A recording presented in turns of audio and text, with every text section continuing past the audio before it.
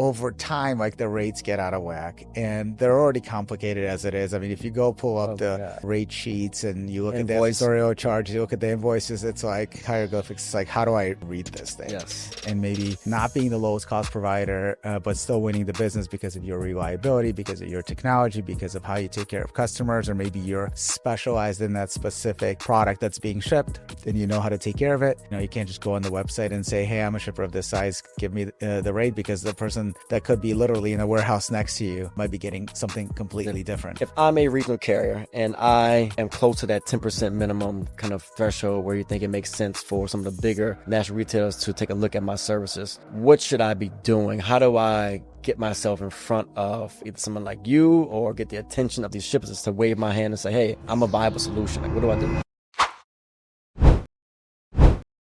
Hi, everyone. I'm Timur. I am the founder and CEO of smallparcel.com. Based in Austin, Texas. We work with shippers to help them save money on small parcel shipping with our great network of partners. And you're watching the Last2First podcast with Jason Burns. All right, check this out. If you're in the last mile delivery industry, we have created something that's just for you. We've called it the Last2First Huddle, or the L2F Huddle. We can come into an ecosystem or community built for the last mile by the last mile. Now, you'll be able to get access to educational courses, right? Playbooks, as I call them. We build playbooks teaching you everything from A to Z in the last mile industry. Everything from how to set your right driver model, to how to navigate misclassification issues, to how to find customers, how to price that work, how to operate it, all the way through to if you want to buy a company, how do you value those businesses? We also have an AI tool called Ask Miles. Miles will answer any how-to question about the industry. I've personally trained it myself. It's pretty damn good. And then also, we're about community. So you're going to access coaches, experts. We have film studies or weekly calls. You'll be able to deep dive into workshops. Look, this is the place to be if you're in the last mile industry. L2FHuddle.com. I'll see you inside. It's time to huddle up. Let's do it. Last2First Family, welcome back to our next episode on the Last2First podcast, where we bring you the innovators, the leaders that's pushing the last mile forward. Today's guest is not a last mile guy directly. He's the guy in between the shippers and 3PLs that use our services. So I'm super excited to talk to him today because there's a lot of questions I want to ask. I'm sure you want to ask. It's to figure out how can you find more volume and profitable volume. That's going to be the key to this episode. How do we increase the value of our services when working with larger 3PLs and shippers? So I'm excited to have, and I told him off camera, I'm going to mess his name up, but I'm going to try. Timur Eligulashvili. Nailed it. I didn't nail that, but Timur's in the house today. Timur, welcome to the podcast. Hey, thanks for having me on. Really excited to have this conversation today. Yeah. Good to see you. Yeah. I didn't say in the intro, you are the founder and CEO of smallparcel.com. You also host a podcast called Logistics Remix. That's right. All right. So we're kindred spirits. We got podcast hosts. I appreciate you being on my pod. I got to come join yours one day. Absolutely. As I said in the intro, I'm really excited for this conversation because you bring a unique perspective, one that we really haven't had on our podcast yet. Most of the folks I've talked to have been on the carrier side thus far. And so although you're not a direct shipper, you work with a lot of them and represent their needs. And so I'm super doped out and excited about, getting into the details of these conversations today.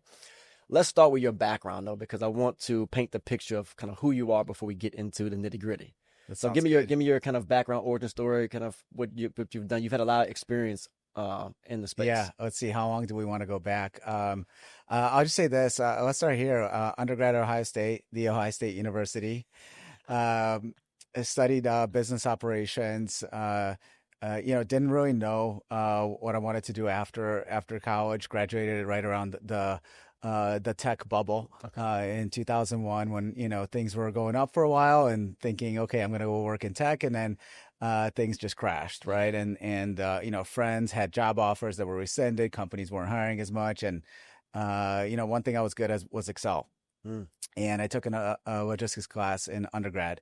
And I thought, all right, well, this logistics class was really interesting. It really spoke to me. Really good at Excel. Let me apply for a couple of jobs out there in the logistics space. And in Columbus, Ohio, I ended up interviewing with a subsidiary of Honda, their logistics subsidiary. And that was my first entry into the logistics space. Got hired on to be a logistics analyst. I think some of the Excel skills came into play. Yeah. because as we know, logistics is not about just moving stuff, it's moving data. So from there, decided, okay, had a great experience, loved the company, loved the people I was working with. Decided I wanted a bigger city life and wanted to move to Chicago.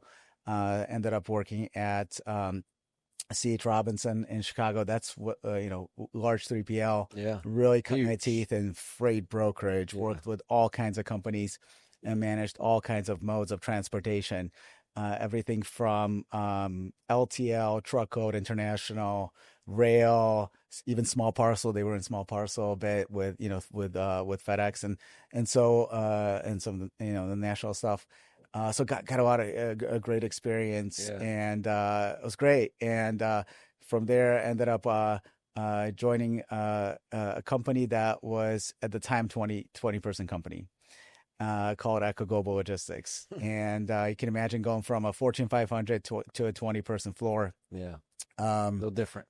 the crazy part to that story, we're gonna fast forward a little bit, is they went from 20 employees to 1,000 and IPO'd in 4 years. So it was a really huge success. So they built out a tech-enabled freight company, Hmm. and that was very very successful.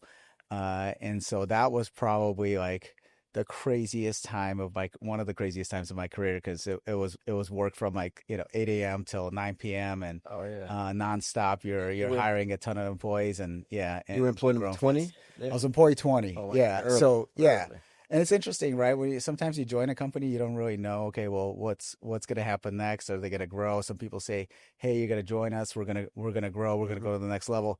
You don't expect something to go from 20 to 1,000 employees like literally overnight. That's a lot. Um, It's hard to manage that for many yeah. companies. Yeah. So obviously they figured it out.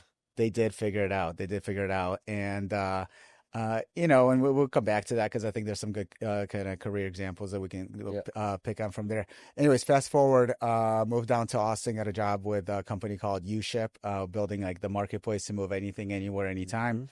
Hmm. My boss there, uShip was behind the TV show, right? behind the TV show. That's What right. was the That's show's right. called? Shipping Wars. Shipping That's right. Wars. That's right. Yeah, they had the Were crazy you an shipments, episode? Were you right? ever a I special was guest? never a special guest. That probably would have been a lot of fun.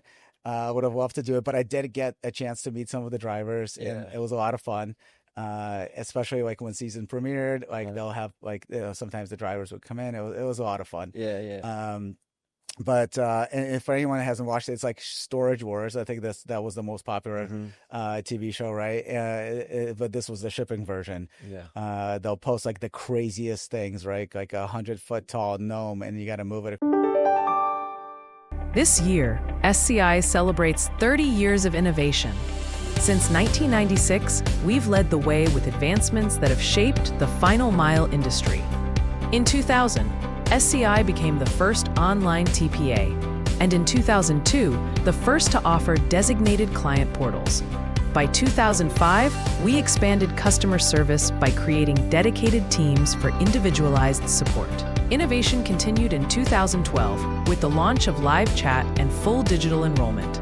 In 2019, SCI became the only TPA with full access to W-2 processing and launched Adapt Payroll. In 2023, we were the first to launch a mobile app, and in 2024, the first to integrate full AI enrollment. For 30 years, SCI has delivered progress, trust, and innovation, and we're just getting started. Learn more at sciadmin.com. Across the country, and these drivers who are just out of their minds are like, yeah, I'll take that challenge, Yeah. and they would bid for it and undercut each other, and someone would would get awarded the lane and then the job, and then they would go move that object, and the camera crew followed them. It was a lot of fun. Yeah. A lot of drama. Yeah. A lot of drama, but I will say, a lot of signups, right? Because what happens is everyone starts watching the show. Either Mhm. they want to start, they're like, hey, I got something to ship. I got to ship a car. I got to ship a boat. I got to ship some freight. I'm going to go to uShip. Or it was a lot of driver signups, like, hey, I can do that crazy stuff. Yeah. I can go move that stuff. Yeah. Was that, wait, I don't know if it's already set up by the time you got there. Was that a part of the strategy? Like, was that like, we're going to create this media arm to drive I think it was sales? an accidental. My understanding was that the team that was behind the media company was somehow sharing an office, and someone's gonna have to come on the show if they have the real story from because it was before my time joining them, Okay. and when the show really started, I was kind of midway. But they kind of were sharing an office and thought, hey, some of the stuff you guys are moving is kind of cool. Like this is really interesting. Can we like explore further? And so they explored and like met a driver, and I think they kind of figured out like, hey, this would make for good television. Yeah, yeah, yeah, yeah. And it And just it so did. happened it did. Yeah. You had a pot cut you off. You were Yeah, so it just so happened that it did. Anyways, my former boss there, Dick Metzler, who's still a great mentor to me, who lives down here in Austin, Texas, ended up joining a company called Lone Star overnight as a CEO. So Lone Star has been in the business for over 30 years, a regional parcel carrier, really the leading regional parcel carrier hmm in Texas. And with a 30 plus year history, he was the CEO, and he brought me on board at the height of COVID when things were going through the roof and hmm online and e-commerce. He brought me on board to be VP of sales, to lead the sales organization. That's really where I cut my teeth in like understanding like the insides of a regional carrier business, hmm and working with customers and helping customers diversify away from the two national, or I guess if you include USPS, the three national carriers.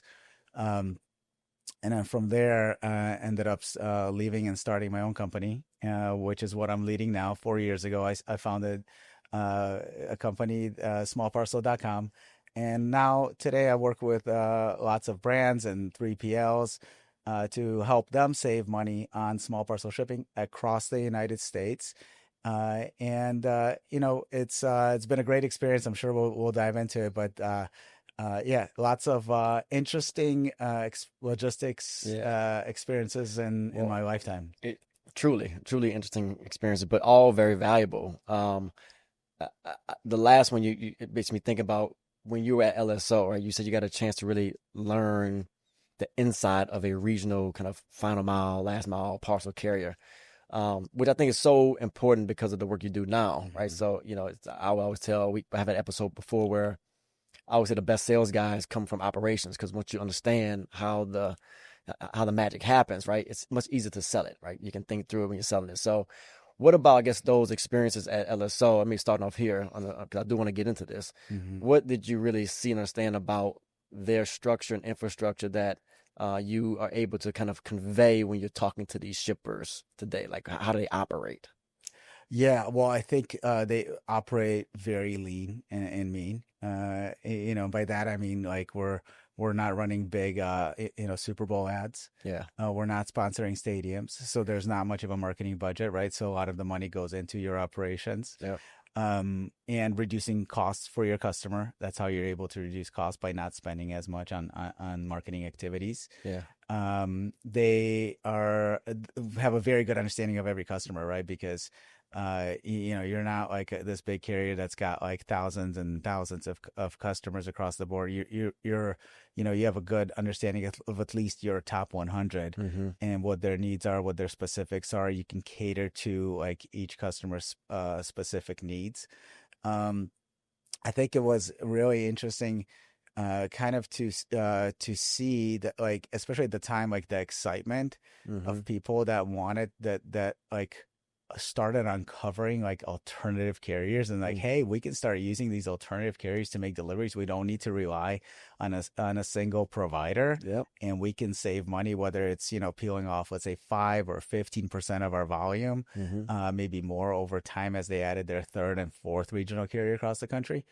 They were very excited, people, because this gave the shipping team, right, at the customer, at the retailer, Yep. at the business that was using the services, an opportunity for significant savings. Um, so they were pretty pumped, and it was just like an overall great experience, because once you understand like how one regional carrier works, hmm and how the systems interconnect.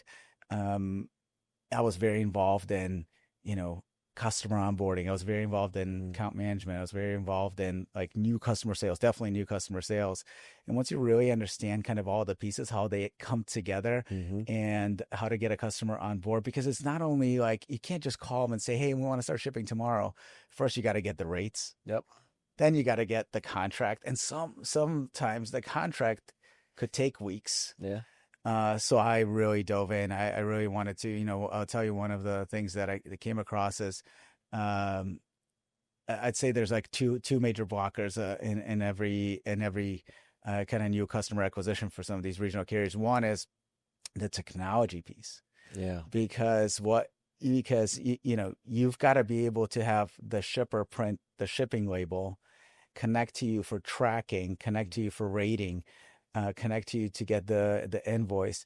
All those connections have to be set up before you can even send a single package, right? So it's not as easy as like, well, let's call this number and let's get them to send a truck to make a pickup. So the tech side of it has to be. Technology was a major blocker. Yeah. And then the second blocker was just legal, right? Going through like getting to agreement on the contract. Some of these contracts could go, they could be as easy as 5 pages, and they could be as long. I've seen, over 50 pages long contracts, especially with like the Fortune 500, and who have large legal teams that will, trying to get every advantage for them. Yeah, totally, totally. Yeah. Listen, that's what you pay your attorneys for. Yeah. Is hey, let's make this in our favor. Yep. And so you have to get through that.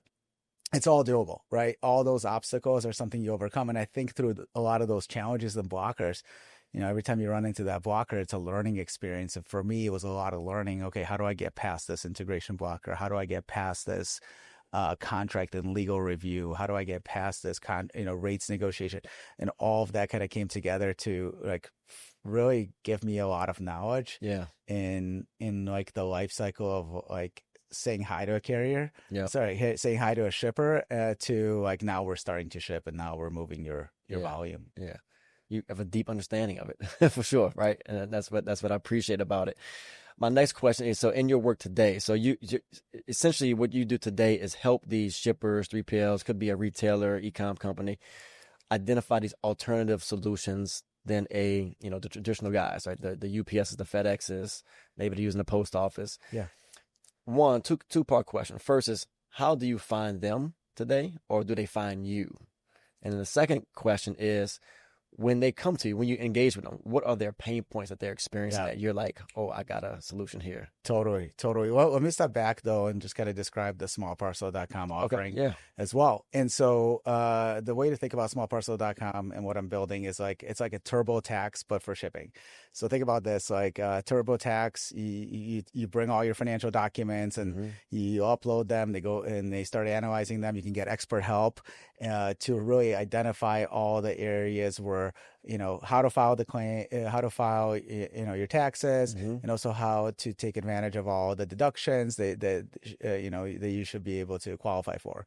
And so smallparcel.com is like that, but just for shipping. Yeah. Okay. So customers will come to us and they'll connect their account, or they will send us all their shipment data. We'll then analyze it within our system, and we'll be able to find kind of savings in 3 areas. And the goal here is savings, right? How do we save the customer the most money? The first area is, are they owed better rates than they're getting today? That's with their existing network of carriers. The second area is, what if they switch the carrier? Could they take advantage of lower rates by switching a carrier? Or leveraging a second or third carrier in their network? Let's say leveraging some regionals, alternative carriers to complement what they're doing with the national. And the third area is just money they're leaving on the table by not filing for like lost and damaged claims and any other rebates that are owed to them. And this kind of goes to your second part of the question is like, what are you finding today? Well, we're finding that a lot of companies aren't really taking advantage of the money that's sitting out there that should be owed to them. And so they're not filing the claims, or even if they're filing the claims, let's say they are not filing to the maximum because the processes are not standardized, they're not automated. Yeah. And so there's a lot of money that's sitting on the table. And so build the system, build this offering where, we can very quickly come to a couple of solutions and provide basically a menu of those three items to the customer and say, hey, which one do you want to go pursue? You want to do one? You want to start with 1 and 3? Do you want to do 1 and 2 and 3? Which one do you want? And then we go try to save them money. I think you asked about like how do people find us? Yeah. How's a customer find you Yeah. right now? So one thing that I did when I started the company is I realized like a lot of the customers lived on LinkedIn. And social media is just so big these days. I think everyone that's in business these days is on LinkedIn or on some social media site. And so I decided that I'm going to start getting my name out there. Okay. Because if I don't get my name out there and I don't talk about like what's happening in the industry and what are alternative carriers and how can people save money and what others are doing, like no one's going to really know I'm in business and what I'm up to. And so I started committed to posting regularly, daily. Yep. I started posting on LinkedIn. Of more than, in a couple of years, I've more than doubled my followers. But I've learned a lot just through posting. I thought it was going to be an exercise of just like, hey, getting my name out there. Really, by researching, by reading a ton online about what's happening in the industry, I get to learn a lot. And then what happens is people find you and they say, hey, I saw your post about this. We're having this issue. Or I saw you, I've been following you for 6 months. We're now in a process of thinking about what to do. Our carrier contract's about to be up. What should we be doing? Like we're starting to talk to people. Maybe we should talk to you. Maybe you can guide us in the right direction. And so I'm finding sometimes it's just like and out of nowhere, like, hey, how do we do this integration?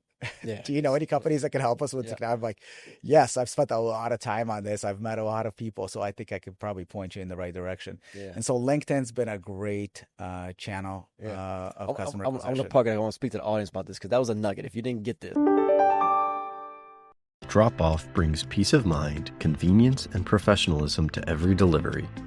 We're helping healthcare, retail, and industrial businesses offer a better delivery experience.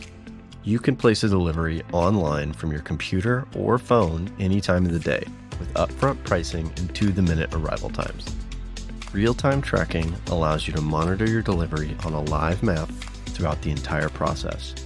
You'll get automatic confirmations when your order is picked up and delivered. Our couriers are vetted, uniformed, and only drive in marked vehicles, guaranteeing a professional experience every time.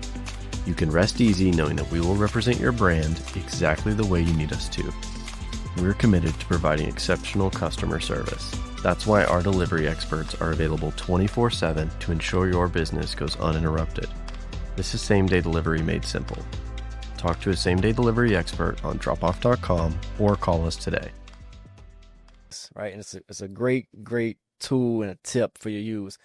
Stop trying to do direct sales. Stop trying to say how great you are at what you do. Talk about the pain points. Talk about the issues that the people, that the problems you're trying to solve that they're experiencing.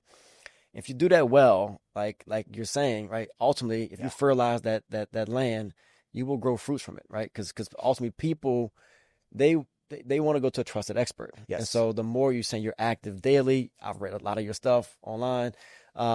It's true. Like you go to that trusted advisor. This guy knows what he's talking about. Not because he's telling me how great he is, but because he's speaking to the same pain I have. And oh, by the way, I need to get this solved. Totally. And by the way, I wasn't the first to start posting on LinkedIn. It's not like I went on LinkedIn and like here I am the first person.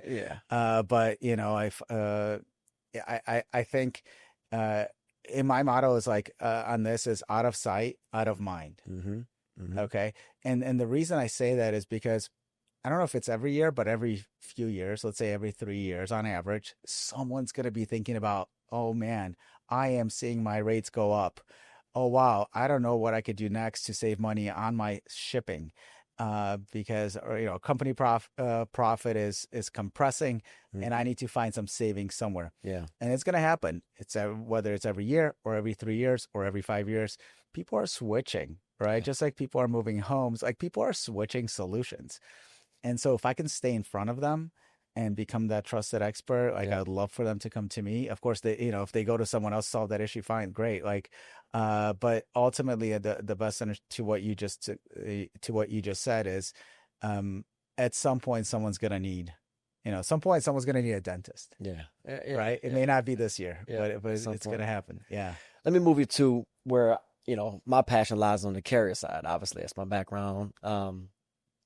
And I think one of the things that I see, what I love about the work you're doing and you're introducing kind of our industry and certain players in our industry that can be an alternative to some of these traditional carriers.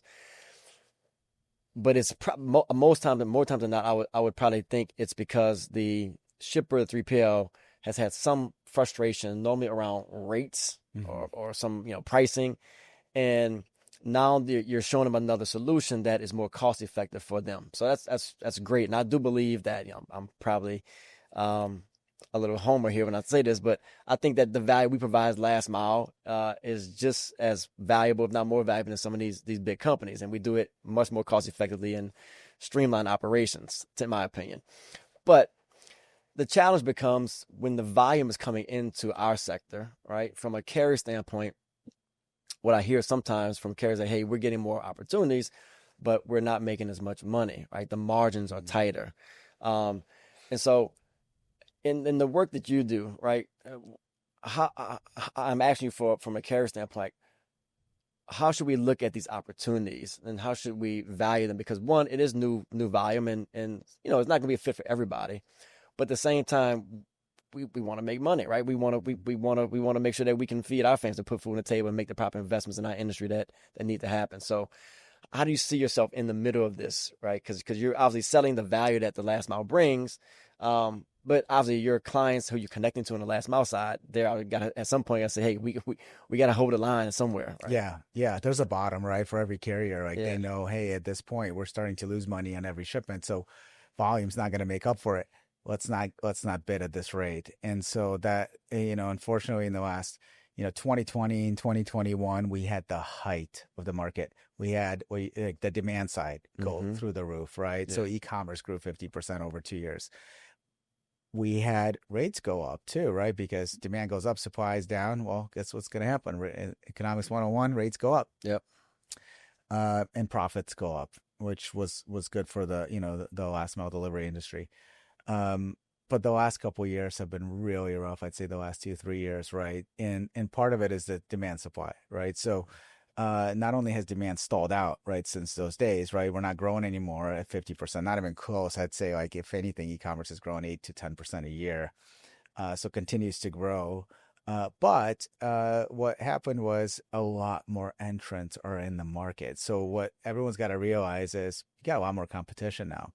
So like 7 years ago, right, if you were using, let's say, like a UPS or FedEx, and you wanted to diversify, you wanted to add a second carrier, a regional carrier in Texas, well, you'd only have like one, maybe two calls to make. Today, you're probably making like eight or 10. Yeah. And so it's just a different game. So there's a lot more entrants. One thing that happened during that time is the VCs came in, right? So they funded certain companies. Yep. Great. They funded certain innovators. Companies expanded into new markets. They continue to expand. So there's a lot more competition these days. There is, so it's no longer, okay, am I going to just add another carrier? It's like, well, which carrier am I going to add? That's part of like where I can add value, right? Where smallparcel.com adds value is, hey, we think if this is where your location is and here are your top destinations, here's the best way to take advantage of the alternative carrier market, part of the value that I add. But in terms of rates, yeah, I mean, look, not all business is good business. Don't try to win it if it's going to cost you in negative margins. But yeah, unfortunately, rates have come down. I do think though, we're starting to come, there's a turnaround starting. I do think like at some point, like rates were coming down. You could see like bids were coming in low and low and lower. And now we're at a point where, okay, everyone's at their lowest. Yeah. So there's got to be a reset. And now I think we're going to start going up. How long that takes? Do we stay down here? I wish I had a crystal ball for you. Yeah. I don't. I think if anything, like find ways to differentiate yourself, find your niche to really help yourself differentiate, I think will help. with increased margins, right? And maybe not being the lowest cost provider, but still winning the business because of your reliability, because of your technology, because of how you take care of customers, or maybe you're specialized in that specific product that's being shipped and you know how to take care of it.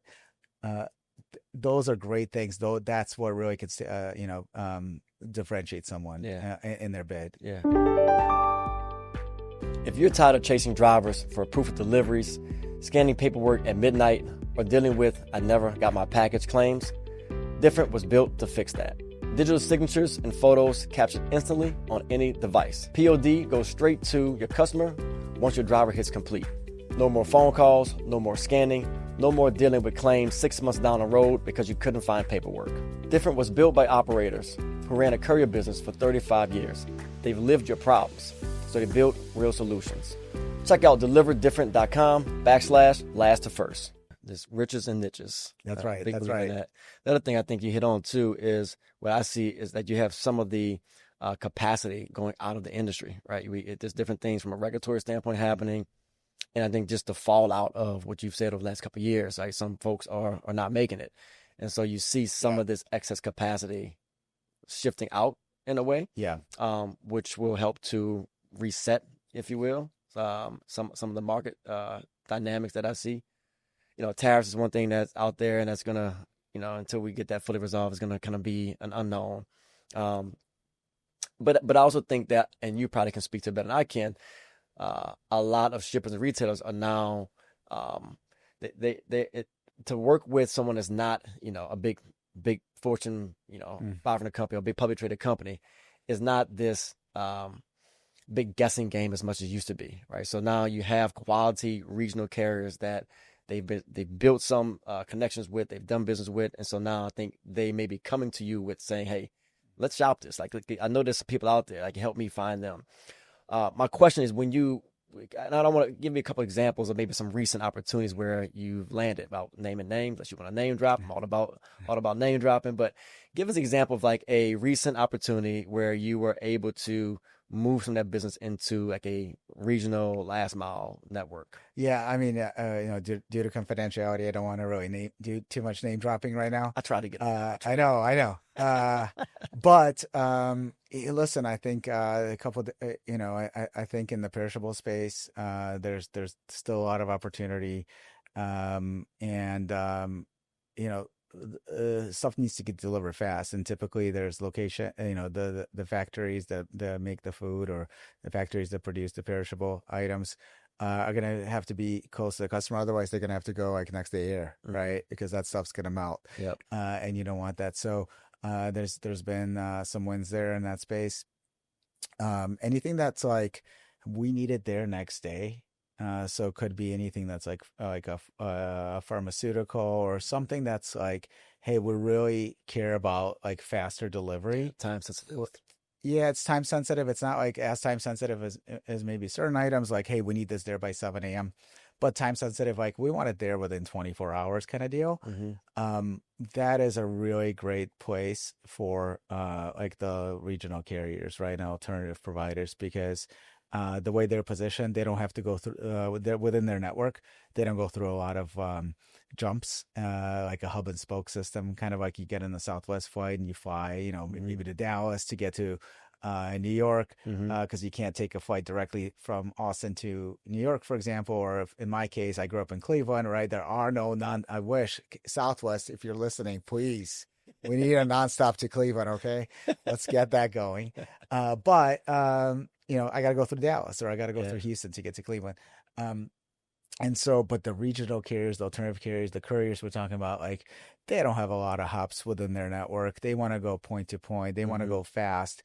And so I think shippers that are looking for, I'd say, faster delivery could really need to take a look at that, because not only is it popular now to have inventory in multiple locations, right? So you can be closer to your customer and distribute an inventory, but also zone skipping solutions have become really popular, to where you can leverage like a middle mile zone, whether it's air or or trucking across the country, a zone skip provider to induct into one of these regional carriers for last mile delivery. Maybe explain for the audience that may Please. not understand zone skip. What does that really mean real world? Yeah, so let's say you're shipping from LA to New York, and it's zone in the national carrier world is zone 8. It's like zones 1 through 8, and zone 8 is the largest, it's the longest distance. And what you could do is, if you want to, but it's going to cost you the most, right? On your rate card, it says zone 8. It's going to cost you, let's say twice as much or 50% more than shipping to a zone 1 or zone 2 locally. If you want to save some money, maybe improve speed, you can leverage like an air zone skip. So put it on an airplane or put it on a truck that's just going to take it straight to New York from LA and induct it into that carrier's last mile hub.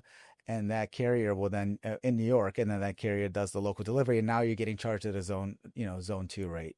Got it. So it's a lower rate on the last mile. Yes, you're paying for like the zone skip through air or through the middle mile, but a lot of times the combination of the two is lower cost than actually using a carrier from start to finish. And so when you do your work, you helping clients figure out all that potential, like you can potentially zone skip, and then how can you integrate this into a final mile network? Yeah, exactly. And so we've got partners that will support the air and middle mile zone skip, and so we're gonna look at that as a potential solution as well. It just has to make sense. There has to be enough volume. If you're only shipping 10 packages a day, it probably doesn't make sense to do a zone skip, but you got a full truckload, you've got several pallets going into that market every day. Okay, now we're talking. I think there's an opportunity to start looking at, okay, how do we carve that off into a zone skip scenario and then leverage last mile delivery within New York to pay a zone 2 rate instead of a zone 8 rate. Got it. A couple of questions from a final mile carrier standpoint. One, when you're talking to your clients, is there a minimum size? I'm thinking more geography that is like, hey, you need to be covering this much territory, this much geography to really play ball with some of the shippers that you are doing business with. Like I'm thinking multiple markets, multiple states. How big does a footprint need to be for a last mile provider to be able to really tap into some of these opportunities? Yeah, I think that they have to, it depends on the opportunity, but typically if it's a national retailer or a national 3PL that ships all over the nation, yeah, you know, and you're a carrier, you want to be larger. Okay. I don't like, you don't want to cover 1% of the population. Let's say today's population in the US is 330 million. You don't want to just cover 3 million. You want to cover at least like 30 million, 50 million in population. So you can, so when they come to you, it makes it worthwhile, right? Because if they're thinking about savings and they're like loving your solution and they got to go through all those blockers with their technology team, with their legal team, negotiate the rates and put you in place, ensure that, hey, they can print your labels and get them on the warehouse floor, consolidated for your pickups. They don't want to do that for 1% of their volume. They want to do it for a significant percent of the volume, at least 10%. So a lot of times, that's part of the first conversation is, hey, let's take a look at your shipment history. Yeah. Let's see where you're shipping to. Let's see how it fits within this carrier's network, to see if they're a good second, third, or fourth carrier for you. Because if they're too small, they're not. It doesn't make sense to go through all those hoops and all the that I just mentioned. Yeah. For just 1%. So I'd say at least 10%.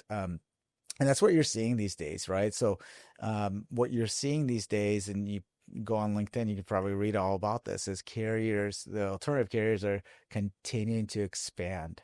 They're taking their model and they're basically copy, paste, copy, paste, copy, paste. Okay, we're in Texas. Okay, how do we go into California? We're doing a great job here. Let's just copy and paste it into California. Yep. Let's copy and paste it into Chicago. Let's copy and paste it into Miami. And so they are expanding into dense markets across the country so that they can offer their services. One, they can offer it to new clients, but two, their existing clients are going to say, hey, we've already done the work. We've already integrated with you. We've already gone through legal. We've got a contract in place. Okay, you're going to service Miami now? Great. We would love to go ship with you to Miami because we know the cost savings is there. Yeah, I love it. I mean, that's the best way to grow is when a customer's going to kind of take you on a road with them, right? And then those opportunities gained, you can leverage for kind of scale and find, little ways you can find a little more margin. And every time you kind of make these expansion opportunities, when going back to the the UPSs and the FedEx work? I know you work with them as well, I think, right? Do you? Well, so I don't work with them directly. Okay. So it's a good fine point to make. So I don't work with the national carriers directly. Okay. But what I do is when I'm, through smallparcel.com is we're able to identify opportunities where someone deserves better rates with one of those carriers. Maybe they haven't negotiated their contract in 3 years. Maybe they're just not getting, FedEx and UPS, and we can get into this. Is it every month? Like I think it was 9 times in the last 2 years that they've increased their fuel surcharge. Uh, Sounds about right. right? At least 9 times. Yeah. And so over time, like the rates get out of whack, and they're already complicated as it is. I mean, if you go pull up Oh, the God. the rate sheets and you look at the Invoice. editorial charge, you look at the invoices, it's like hieroglyphics. It's like how do I how do I read this thing? Yes. And so we're able to see if they're old, if the shipper is old better, deserves better rates. Yeah. Or if they switch a carrier, if they can get better rates, or if they add a second one. So yes, so in a way, we understand those carriers, how they operate, how they charge, what we think could be if a shipper is shipping a certain amount of volume and certain characteristics, like what do they deserve to pay? Like so it's not like they give everyone the same price, right? It's people are in negotiations are one by one. Rate cards are one by one. They're not, you can't just go on the website and say, hey, I'm a shipper of this size. Give me the rate, because the person that could be literally in the warehouse next to you might be getting something completely different. Yeah. Yeah. Based on volume. Right. Yeah. But I'm glad you don't necessarily work with them, because I want to ask this question. So now I feel better by asking this question now. Go for it. And I posted about this in our huddle this morning, which we'll talk about you being a coach in the huddle. But FedEx recently did a couple things. One, they had an article come out talking about their 2.0 network, where they're consolidating their ground and express divisions together to find some savings. A month or two ago, they posted that, to your point, they have their increases coming. I think their base rate's going up 5.9%, something like that for next year, right? And every year they do this, and UPS does it right behind them, right before them. They get this little game they play. And then I'm also hearing that UPS potentially is looking at a contractor model, because they're seeing changes in the marketplace. We've read and known about kind of the Amazon effect and how that's pulled, volume away from some of these carriers and now on Amazon's network. And then we're talking about the final mile coming in. I think there was a stat. There was some report I did last year. I did a LinkedIn post, and it was showing, the volume amongst the top carriers, and how kind of non-traditional carriers, regional carriers, they were growing at a higher clip than the big ones, right? Not the same market share, but the growth rate was higher. So I guess the question is, what are you seeing? How do you interpret the reactions from a FedEx and UPS? Because we're seeing changes happen. We're seeing them react to the change in the marketplace. Do you have any idea, kind of insight to what is happening there and what may come? It's a great question, because there's a couple of different ways to track what they're doing, right? You could track what they're doing on the pricing with pricing actions. You could track what they're doing in terms of cost savings and consolidating facilities and closing certain facilities. And one thing you're starting to see is the volume is not growing. But the margins are still there. The revenue per package is growing. And so what's happening? Well, the revenue is staying flat, or growing, but the volume's not growing, right? In certain cases, right? Especially like domestic volume. And what's happening is, again, through certain price actions, like the fuel surcharge increases, like the accessorial increases, like the recent change, for example, where they're rounding up dimensions before they calculate the build weight. So an 11.1 length package is now calculated as a 12 length package before you multiply to get the cubic volume, right? So these are kind of like smart, if you think about it. It's like, wow, okay, these are changes that no contract, no legal team is actually going to put in place. Yeah. They usually, a lot of legal teams will say, hey, what are the gotchas in the contract, and how are we going to ensure that when we lock this in, that our rates don't go up? no one's thinking like, hey, you can't round up dimensions. Yeah. So whoever came up with that, Very like, clever. Yeah. I'm not saying like good job, because for for the shippers, that's not a good job. I mean, I guess it keeps smallparcel.com busy, Yeah. but it is clever, because there's really not, there probably isn't a way to go around that in contracts. No one's really thought about that. Yeah. But they keep so to keep pace with volume dropping, and then I got investors on the other side that are expecting certain earnings per share. I got to raise my revenue per package, and so I'm going to turn the knobs for all these surcharges and increase revenue per package, and that's really what we're seeing. That's happening in between these carriers, and the reason you're seeing a lot of this is because they are the largest carriers out there. Sure. They're publicly traded, so they've got quarterly earnings, right? Mm-hmm. The regional carriers, the consolidators, the alternative carriers, you don't really see their numbers as much, right? They're really private companies, and so they're not going to share. But you are seeing that with the national carriers, and I think it's.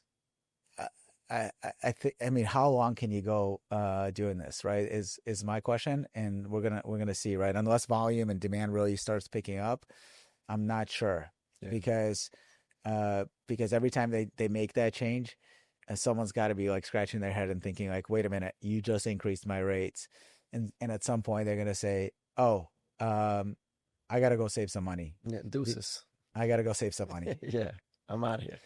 Yeah, because it's and this is why I always love how I love how our industry approach pricing is very transparent and not a lot of hidden costs. Whereas FedEx, UPS, they nickel and dime you, right? And you don't even know you get nickel and dime until you get quartered, and that builds a frustration amongst the customers. So now, I mean, it's a benefit to us now, because now those customers now are looking, and they're being kind of forced to look. But it's interesting to see and watch kind of, what the signs and signals are from the big boys and kind of what they're doing, because they do still kind of dictate the marketplace for better or worse. So I guess we'll, because none of us have the crystal ball to figure it out. But I guess would you say from what you're seeing in the work you're doing that the arrow's pointing up in terms of more opportunities coming into our space as a result of these actions? Yeah, I'd say that's definitely the case. We want to see more demand in terms of volume. We want to see e-commerce pick up. We want to see, just the economy pick up, right? We want to see more volume. That's gonna, because of the supply and demand situation. As I mentioned, in the supply side, there's a lot coming in from alternative providers. They're expanding. There are more today than there were 7 years ago. A magnitude more. So we want to see the demand side catch up, but what's happening with the national carriers as they ratchet up their rates, right? It is just more of a reason for someone to start saying, okay, well, I need to have more partners in the game, or am I doing the right thing, or does it make sense for me to only have one carrier in my network, because I'm basically helpless when the rates, like, as I mentioned, as like fuel surcharge goes up, and your rates just went up by 1%, and that's, and that could happen multiple times a year. Yeah. Last question on the carrier side before we wrap up here. We're getting close to our time, but if I'm a regional carrier and I am close to that 10% minimum kind of threshold where you think it makes sense for some of the bigger national retailers to take a look at my services, what should I be doing? How do I get myself in front of either someone like you or get the attention of these shippers to wave my hand and say, hey, I'm a viable solution? Like, what do I do? Yeah, so I think one of the things is go to industry conferences. There's a couple that I typically attend, like a Parcel Forum or a Home Delivery World, very popular for last mile providers to attend, put up a table and, put up a booth and start meeting shippers. If you're already working with some shippers, ask for introductions. Okay. If you think that you're winning in a certain niche, go try to find 10 other customers in that niche and target them, right? Because typically, if you're working with someone in a specific niche, right, there's probably 10 others that are shipping the same thing that may not know about you, that may be able to use your services. So I'd say go target them. And then partnerships. I think partnerships are important. Partnerships, not only with smallparcel.com, but partnerships with middle mile providers, partnerships with other last mile. Let's say you're a last mile provider in New York, and you know about a last mile provider in Florida. Mm-hmm. Well, you're on the coast. Maybe the same customer could use you in both places. Mm-hmm. Start building those relationships. Start asking for referrals. I think that is a great opportunity to get your name out there. You're not competing with the other person, Yeah. but maybe you can share an opportunity. Yeah, share opportunity, share network, compliment each other. I think just be intentional about Yes. those efforts Yes. because the opportunities are there and they're coming. Um, I want to close with this. I asked all my guests their last to first moment. It's kind of that moment. It could be professional, it could be personal, where it was a pivotal moment, a crossroads type, situation where um, you know, I'm assuming made the right decision to kind of get to where you are now. So it's kind of bringing in that personal side of the story. I know you're from Ukraine, Yep. right? So you were born in Ukraine. You moved to the States when you were 10. Correct. You mentioned Cleveland, Ohio. So Yes. so are your Cavs doing good right now? I haven't seen Cavs. There were yes. Yes. Cavs fan for sure. Browns. Browns. It's still a fan, but hard to be a I'm a fan. Shedeur fan, but that was a rough outing. The first outing. So hopefully you get some more reps and get them going. I took my son to his first Browns game this year against the Dolphins. Okay. It was the most fun game and we crushed it. But yeah, it's those little moments you got to savor and then come back next season. Yeah. It's been rough. I'm a New Orleans guy, so the Saints we're no better right now. So we're the Aints. We got the bags back on our heads. So. But go to that last first moment for me. What was that moment for you in your career that has really been instrumental and influential in where you are today? Boy, there's so many. Let me think about this. I think getting out of my comfort zone was one, and the example that I can pull from. And this was back in Echo Global Logistics back in 2006, Chicago, working for this 20-person firm, trying to take on the Goliath, the large logistics companies. I started off as an account manager, but very quickly I was starting to provide a lot of feedback to the president. I was like, hey, we need to build this system. We need to build that system. I'm talking to customers. I think we need this and that and this and that. And started putting together screenshots of the technology. I was using Excel at the time. We didn't have ChatGPT, right? So I'm just looking to Zao or Figma where I'm designing it in Excel and giving them all these ideas. And then they're starting to come to me for more ideas. And all of a sudden, like, they pull me into a room and they say, hey, we've been interviewing for this role. It's a product manager role, and we think you'd be great for it. And I didn't even know the role was open. Yeah. But it was on the technology side. It was basically the role that would kind of sit with the business and put together the technology requirements for what we should be building for our customers. And that was really, something new, completely new. I remember taking the role and then calling my dad that evening, like, hey, my dad's a software engineer. And I call him like, hey, what should I be doing? Like completely different role that I was hired for. But that really kind of set me up for this trajectory of like being at the intersection of logistics and technology to from not really intentionally trying to get the role. Yeah. But sometimes people take a chance because they see something in you and they see that even though I didn't have the product experience, they thought, hey, this person's going to do a good job. And it was a lot of fun. Yeah. It's hectic, but it was a lot of fun. Yeah. I mean, awesome experience, awesome opportunity. And true to form, you took advantage of it, right? You seem to be someone that's a forward thinker, right? You're looking for I was saying on this podcast, where the puck is going, not where it's at. And, I appreciate what you're doing because it does impact our industry, and that's why I wanted you to be a part of the huddle as our coach. So I don't know when this episode's gonna air, but the Last2First Huddle, L2FHuddle.com, you can join in and get access to guys like Timur, who are coaches in the platform that help you with business challenges across different disciplines and different things that you may experience. So I'm happy to have you in that platform because we need to have these type of conversations, and we need people to help facilitate opportunities and to honestly be honest and tell us where we need to make improvements at too, so we can continue to increase the value of last mile. So Jason, if I can say, I think you're building something really special. I know you started with the podcast and getting your name out there as well. Like, my motto is out of sight, out of mind. I think a lot of people know who you are through the industry and through your podcasting.